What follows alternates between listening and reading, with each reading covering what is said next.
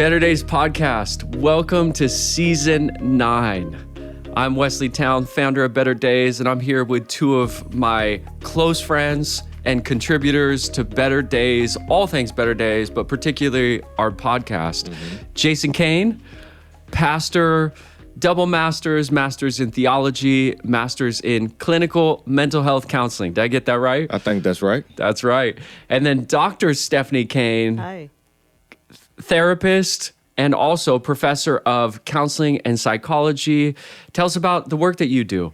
Yeah, really enjoy the work that I do. I work with adults primarily in my private practice and experiencing all kinds of mental health issues, and I specialize in trauma. And during Season 9, first of all, these two will be with us for all of Season 9.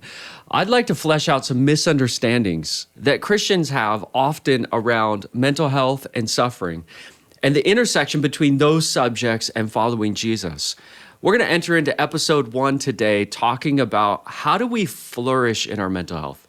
I think there's two sides of mental health. One side of mental health is cultivating our mental health, and that's the flourishing side. That's a side that we often don't focus on because so many people are suffering. We have challenges with our mental health, that's side 2. And oftentimes we're focused on what are those challenges? How do we walk through those challenges? How do we understand the challenges of mental health? But it's interesting that the first 2 chapters of the book of Genesis, God lays out the question, what does it mean to be human? And essentially, undergirding the question, what does it mean to be human, is all of the facets of life that God created so that we can flourish. How do we flourish? How do we flourish in the Garden of Eden? We know that we don't exist in that sphere of perfection where there's no sin, no pain, no suffering, no grief, no loss. But how do we take those aspects that God created for human flourishing in all of our lives and begin to intentionally cultivate that as followers of Jesus? So basically, as I studied the first 2 chapters of the book of Genesis, I found 7 aspects of what it means to be human and flourish as a follower of Jesus, or just a human being created by God. And here are the 7 aspects. We were created in the image of God, which is baseline foundational layer of what it means to be human. In Genesis 1:26 and 27, God says, "Let us make man, male and female, in our image, according to our likeness."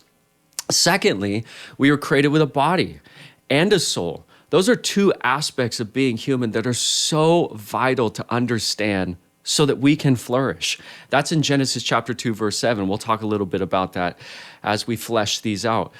Fourth, we were created to be relational with one another, to have human relationships. Without human relationships, as we know in our current cultural context with so much loneliness, you can't flourish. Right. Fifth, we're created to have a relationship with God, which is the foundation of everything else in thriving and flourishing as a human. Sixth, we were created to work. That's in Genesis 1 and 2. We're created to have purpose, to engage, to cultivate and produce good in this world. And then finally, we were created to rest. We were created not just to produce and have output, but we were created to celebrate and reflect and have input in our life as well. So I thought in episode 1, we could take each of those facets of human flourishing and flesh them out and have a conversation about them. I think the first one is so important, that each of us, every human that has ever lived, is created in the image and likeness of God. And a lot of us would say, well, what does it mean to be created in the image of God? What does it mean to have the imago Dei in each one of us? It means that you and I are created like God, but we're not God. Right. We reflect the nature of God. We represent God. So there's a part of this that is purpose-oriented, and there's a part of this that is character-oriented. We have been created like God, but we're not God. But I think understanding the nature of God is so important to understanding what it means to be created in the image of God. If God is love, we have this deep yearning to love and be loved. If God has authority and influence, a lot of us want to have influence in this world, but if we want to have influence, we want to have influence like God to do good. If God is just, then we long for justice, so on and so forth. And I think you could go down all the layers of the character, the nature, the perfections of God, and you realize all of that in partial ways, because we're not completely God, right? All of that in partial ways is a part of all human beings. We are created in the image of God. And that also means that we have immense value and purpose. Every single one of us, because we have the fingerprints of God all over us as his design was to create us in this way, we have immense value and purpose. So I'd love to have a discussion about this. When you think about the image of God in the context of human flourishing, what are your thoughts? Yeah, I think with so many people kind of floundering around in life trying to figure out what they're supposed to do, one of the things that they can do is look to Scripture and look to God and figure out the things that God does and how do we best emulate those things. One of our goals as a Christian is to be like Jesus. And I think the more we know about Jesus, the more we can behave and be like him. And so knowing that we have the image of God stamped on our hearts, our efforts or our pursuits in life should be to do what the things that Jesus did, to bring life, to bring his kingdom to earth. And when you do that, when you have purpose and meaning, it helps with your mental health. I think it's foundational to making sure that your mental health is strong. What I love about this particular episode is we're doing what Frederick Douglass talked about. He said it's easier to build strong children than it is to repair broken men. And what he's saying in that is he's making the point that if we are able to look at mental health as something that we proactively pursue, then when we have the moments in life where we can have difficulty and trial, when we have to do repair, it's a lot easier when we have a foundation to stand on. And I believe knowing that we are made in the image of God is a great foundation to stand on as we try to flourish in life and have strong mental health. I think in those moments when we struggle in our mental health, it's when we're hit with the reality of our limitations. It's that gap between we are inspired by God, we are stamped by God, but we are not God. And at that moment, it becomes distressing when we realize we don't necessarily have the capacity to hold all of the things that happen in life, all of the complications and complex issues that come up. And at that time, we start realizing our limits. But this is when we have the opportunity to flourish in recognizing that God has given us a roadmap, like what you said earlier. It gives us this guide of what we can do, what we can lean on in order to help carry us through that part where God, in his wisdom, it's like, I know that you guys are going to struggle and it's really going to knock you off your feet when you realize you're not me. But I've given you the tools you need to get you through those moments, and I've given you each other in that. That's such a helpful observation around the image of God, because when you think about the image of God, we often don't think of limitations. But limitations is built in because think about the nature of God. God is all powerful. We're not. Right. We have power, but we're not all powerful. God is all knowing. He knows all things, but we only have limited knowledge. So I think the limitation aspect is so valuable to understand. And secondly, something you said, Jason, I think the identity piece, like becoming like Jesus. We have a crisis on so many levels of identity. People are asking themselves, who am I? That is a question for our time. Who am I? And I think when you realize I am someone that is created in the image and likeness of God, it gives you a road to travel down. It gives you a puzzle to put together, so to speak, where you realize that my life now is lived into becoming like Jesus. I have limitations. I'm not fully like Jesus, right? But I'm becoming like Jesus, a person of love, a person of kindness, a person of goodness, a person of positive influence. So I think that identity piece is really, really important. Second, I really appreciate thinking about this, and I know you guys are going to have incredible insight. You and I and all human beings are created with a body and a soul. But let's start with the body. In Genesis 2, verse 7, God creates the first human out of the dust of the ground. And I think that's representational of the physical, material aspect of being human. And our bodies are really, really important when it comes to flourishing in our mental health, but also just flourishing as a follower of Jesus. I think for so long, in Christianity, there was such a focus on your soul, like just pray and, read your Bible. And this is the most important things to be a follower of Jesus. You want to flourish. But what about the stewardship of the physical, material part of being human? This is essential for spiritual, mental, emotional, and relational flourishing. Stephanie, what are your thoughts when you think about the body and aspects of human flourishing? When I hear about that, I get goosebumps because I've seen it in the own work that I've done over the years in mental health. It's been transformational in the healing journey that people go through when they recognize how their body is responding to them in different situations. The body is an alert system. It lets you know when something is wrong physically, but also when there's something wrong emotionally, and when something is right. When there's peace and calmness there to let you know, hey, you're doing this the right way. It's astounding how oftentimes we're so distracted by busyness that we block out what our bodies are trying to show us. And so in the work that I do, I spend a lot of time with people, helping them have a relationship with their bodies to be more aware of what does it mean when I have a heaviness in my chest? What does it mean when I start feeling my hands are getting fidgety or my legs are shaking? Oftentimes these things could be happening and we don't even realize that it's happening. But when we attune to that and we become aware of how our bodies are communicating with us, then at that point, it gives us a lot of information about the meaning that we're making out of the situations that we're in. Oh, I'm feeling a heaviness in my chest. That means I'm starting to feel really angry. Oh, okay. What am I angry about? It's a way to be more curious internally and more self-reflective about what's happening rather than just responding to our environments. So valuable. Yeah, as Steph said, it's much of an alert system. Recently, I've realized how much of a connection there is between the body and the brain, or your physical and your mental. And I have some friends that were going through a stressful time, and the husband developed a rash because of what he was experiencing, and doctors couldn't figure out why. And then he had this stressful situation in his life that kind of went away.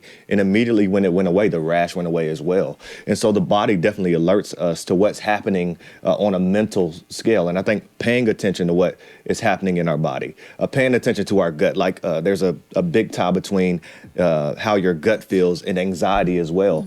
And paying attention to those things and asking yourself, okay, what is my body telling me will help you to flourish, because you'll know I might need to make some changes physically in order to strengthen my mental health. Yeah, so an awareness of Right. what's going on in our body. Yeah. And the communication cues that we need to start picking up on and becoming intelligent about in our own body that can help us understand what's happening inside of us. And I think this is so important because we're going to talk about the soul as well, but these are interconnected.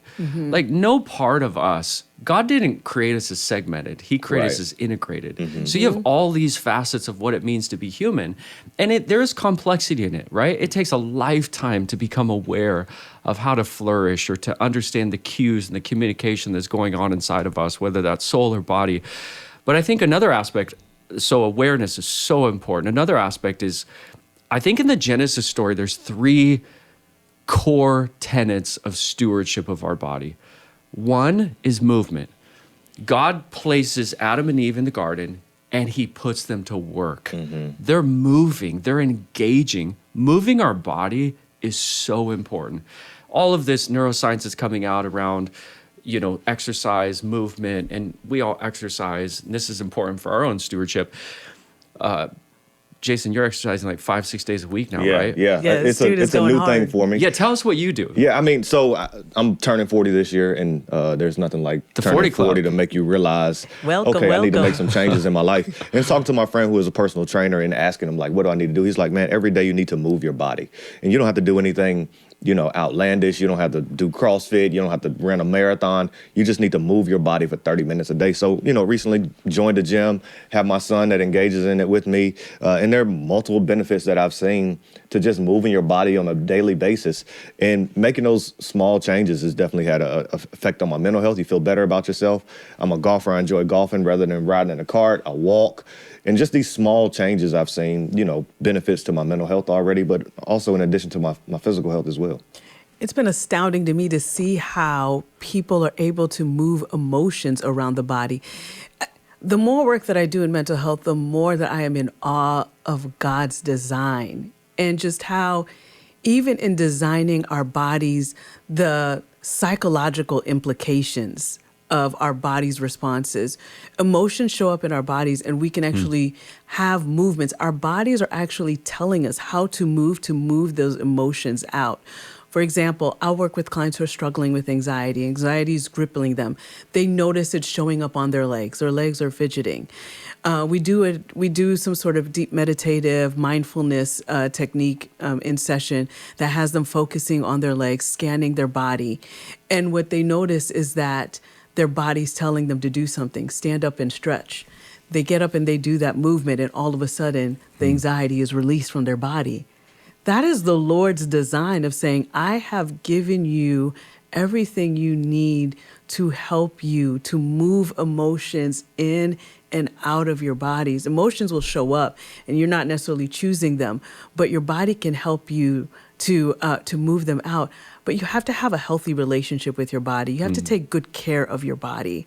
When you are disconnected from your body, when you're poisoning your body, maybe you're turning to things that numb you out, substances or activities that numb you out, then you have a disconnection with your body, and you're not able to notice these healing strategies that can help you to just deal with whatever difficult situation you're in. That's so valuable to understand. I think getting below the surface of understanding the human body is so important. Movement, gut-brain connection. So I think movement is really important. And I'm a naturally anxious person. I've struggled with anxiety for as long as I can remember.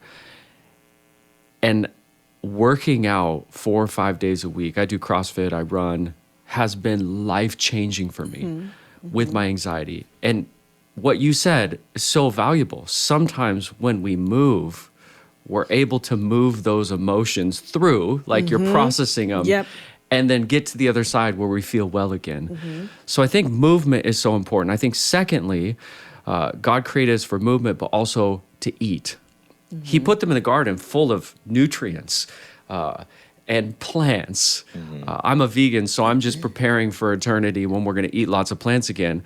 Hey, if we only get steak here, I want to get as much of it as I can. So there's nutrients in the garden, and that was a part of their flourishing in their body.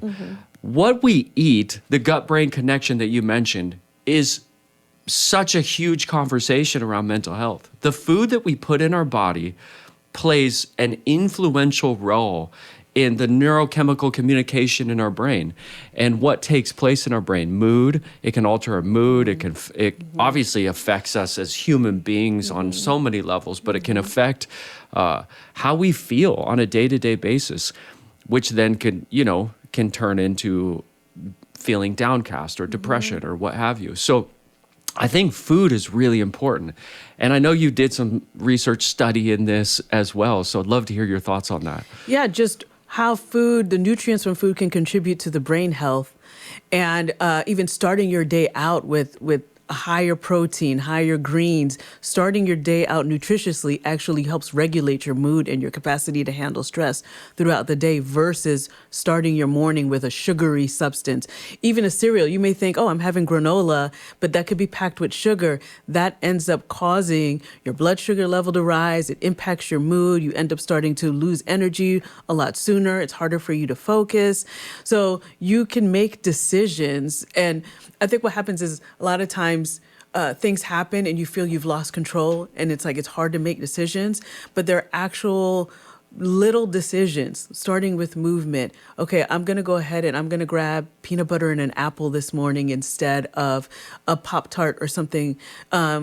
Doing that can actually make a huge impact on your day. So you can start out making small, significant decisions that will carry you through the day.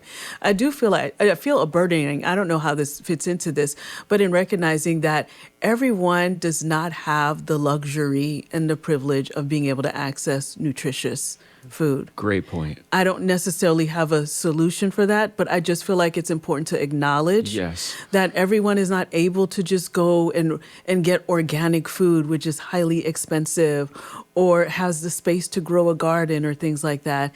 And so I just kind of just want to say to those people that I'm sorry that we live in a world where you may have the will and the desire to pursue these types of strategies, but it's hard to actually access those resources to do that. Yeah. And another element, also acknowledging some people listening, to have a healthy relationship with food. Sometimes we have an unhealthy relationship with food. And I think understanding that food is there to cause us to flourish, to provide nutrients to our body. Would you just talk about for a second, what would you say to somebody that's listening that says, oh, I know this is important, but I've had a long-term unhealthy relationship with food in my body? Yeah, there's been people use various coping strategies for surviving, and some of those coping strategies don't serve us well, but they feel in the moment like they do. So a desire to have control in your life. Food is a way that some people have used for the purpose of control, whether it is denying themselves food by way of not having enough nutrients, really restricting themselves in what they're putting into their bodies, or leaning into anything that they can fill their bodies in to fill an emptiness that they're feeling psychologically. And so I think the first thing is always going back to self-awareness, being aware of why am I eating this way? Why are these my eating habits? How are they serving me? And are they serving me in a beneficial way, or are they actually hurting me in the long term? Maybe they get me through the moment, but long term, they're actually causing more problems for me. And then getting help for that. That's not something that's always easy to do on your own. And thankfully, there's a lot of people out there who are trained in that area. There's a lot of great reading material in that area to help guide you in replacing that with some healthy coping mechanisms. And there's some strategies to start building a healthier relationship with food. It's a process over time. It's not an overnight thing. It starts with a mindset change, and it's difficult. It is so hard to do because it's a coping strategy. It's a survival. So when you eliminate, whether it's healthy for you or not, a survival mechanism for you, it can take you place into a further distress. So I just want to acknowledge that. I recognize how hard that can be and that it's a long-term process for people, but taking these small steps towards building a healthier relationship with food is so essential. Yeah. And then on a friendship level, like I'm trying to be an influencer in Jason's life. And I try to get him to healthy relationship with juice food. What are you talking vegetables with a juicer at home. And tell us about that experience. The problem is the cleaning the juicer is worse than just drinking the soda. That was a lot. Yeah, the cleaning the juicer is a whole lot. But I do, the thing about working out is I'm not going to waste my workout by eating a Snickers after. I'm not going to waste my workout by eating unhealthy. So if I go work out, it helps me eat just in a more healthy way. I still can't put away candy. I'll eat a handful of... You can put away candy. No, I eat a handful of sour candy right before I go to bed. And he it gives goes me to the bed most chewing vivid candy. dreams With ever. like a sugar high. The best dreams you will ever have in your life. You can fall asleep. I'm no nutritionist. After a handful of candy. I'm no He's nutritionist, up but at hey. 4 a.m. for like an hour, or like he's got disturbed sleep. That's not disturbed. So, sleep. Dr. Caine, this is what not to do. Do not Yeah, do not that. to do. Hey. But you can do it. And somehow it works for me. you. Yeah. We'll show you our dental bill. Tell you Yeah, what yeah. happens with Hey, that. my dental bill has been great since I moved here. I juice, but I'm trying to get this guy to juice. Please do. Vegetables. We need to do it. It's just the cleaning, man. But he It's so doesn't much like the cleaning. vegetables. So one day he's like, hey, it take me 10 minutes to clean my juicer. So I said, okay, I'm going to juice right now, and I'm going to time myself how long it takes me to clean my juicer. So I'm done juicing. I turn on the timer. It took me like 74 seconds to clean my juicer. Well, you have a How did you do $3,000 that? juicer. I screenshotted That's why. that and sent You it got a to him. $3,000 We need juicer. your juicer. No, it was only like 159. Yeah, I've had it for like 8-10 years. So body, we're getting through a number of these. So you have movement, which is really important. You have food. And then I think the third part that God created in the Garden of Eden is sleep. Yeah. It's a daily Sabbath. Yeah. Like we sleep. Some people, like we grew up in the hustle culture. It's like, work, accomplish, do, climb up the ladder. And what happened with the hustle culture is they didn't sleep. We all got burnt out. Yeah. Like burnout sweeping across our nation and Western culture because of the hustle culture.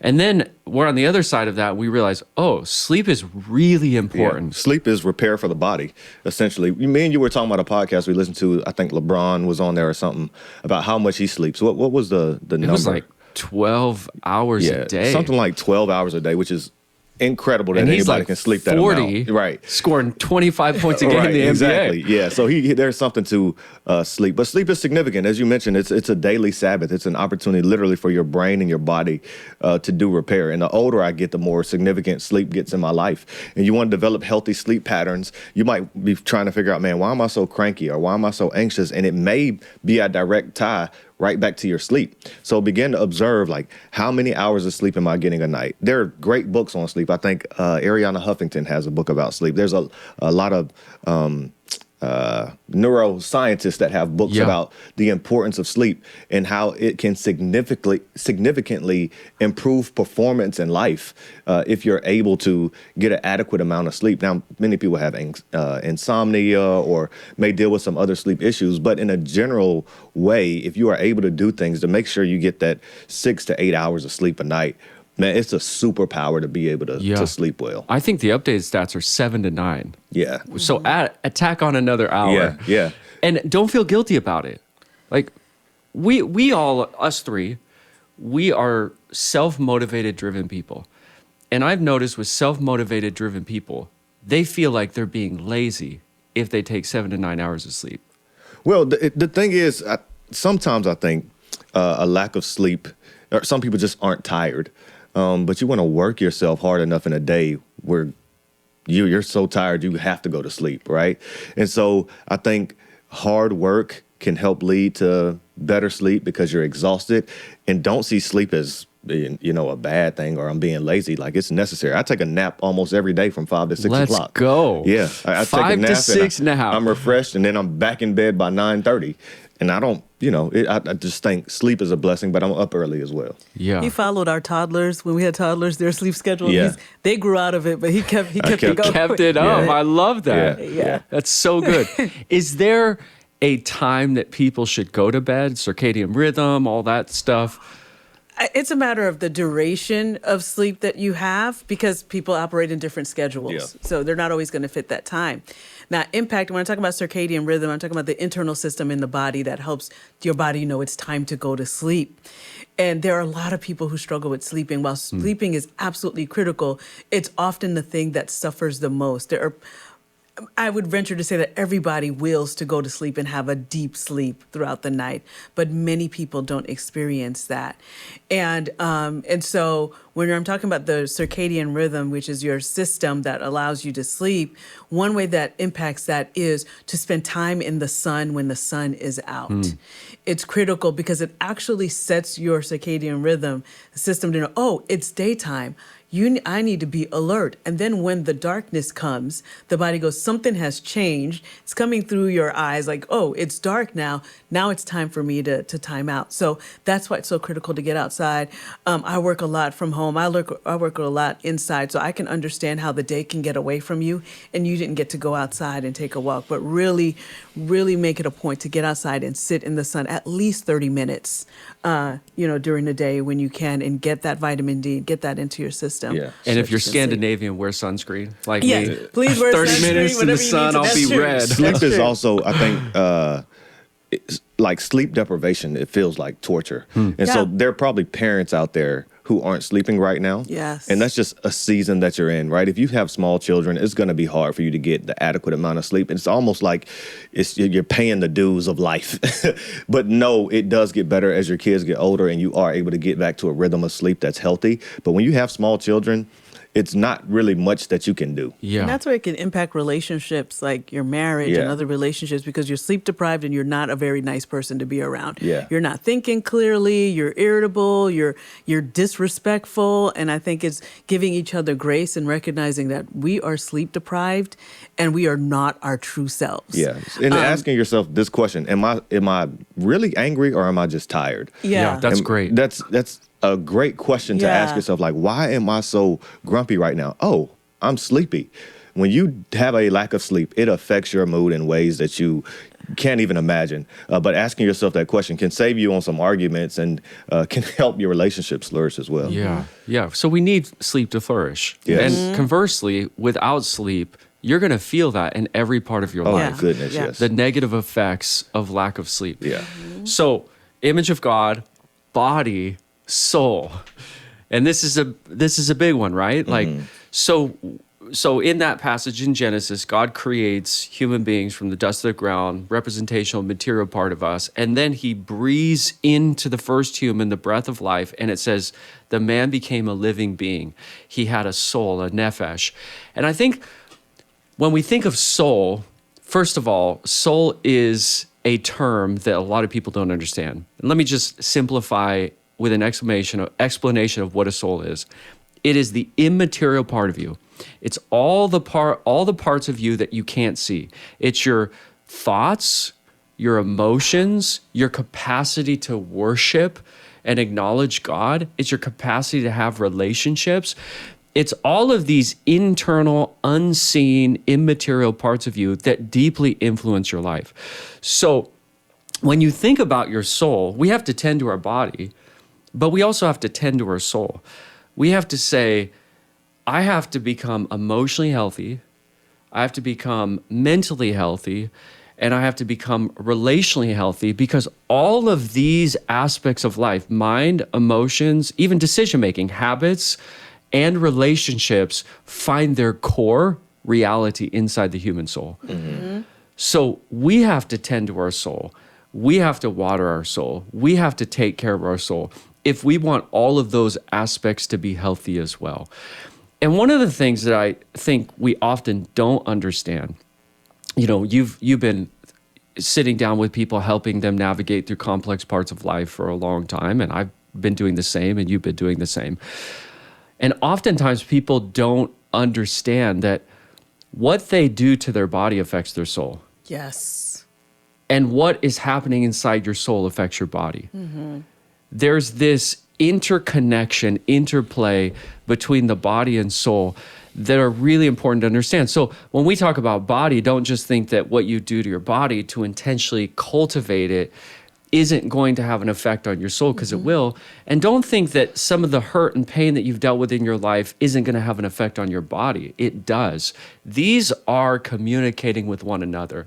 We're not two separate parts. We're an embodied soul. We're embodied beings, and we have a soul. And so talk to us, like when you think about the most influential aspects of being human, the soul, and cultivating those, what are some of the thoughts that come to mind? Yeah, I would say, as you're talking about having a soul, I think that is how we worship, right? It's what has my affections, my attention, what is my mind most thinking about? And hopefully, as Jesus said, we love the Lord with all our heart, mind, and soul. Is it heart, mind, and soul? Am I tripping right now? Strength. Strength, there we go. But our soul is what we want to, is the part of us, I think, that has this deep connection with God.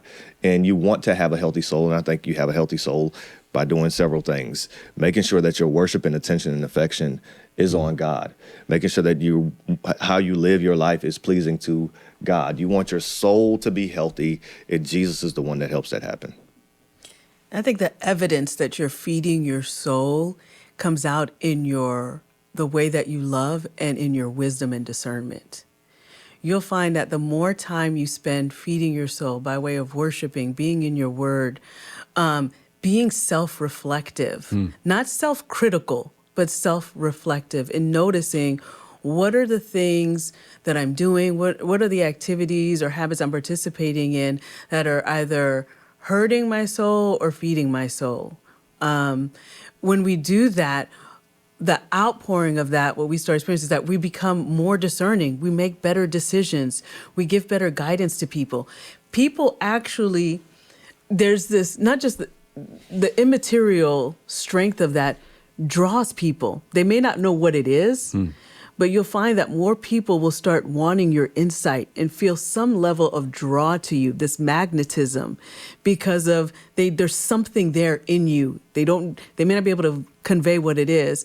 And so they start seeking you for more information, which strengthens relationships, which is ultimately what God wants us to do. He designs us to be there for each other too. And so you see his wisdom and saying, hey, I'm giving you this soul. This soul is going to make you wiser. It's going to help you take care of yourself, and it's going to help you take care of people. People are going to notice that in you, and they're going to come to you. And then you all will become a stronger community, and you can ultimately, you'll have the credibility to lead them to the kingdom of God. It's incredible, the connection of all that. So practical and insightful. And I think as we're talking about human flourishing, there's a lot of layers to each one of these facets. And I just think this conversation is so valuable.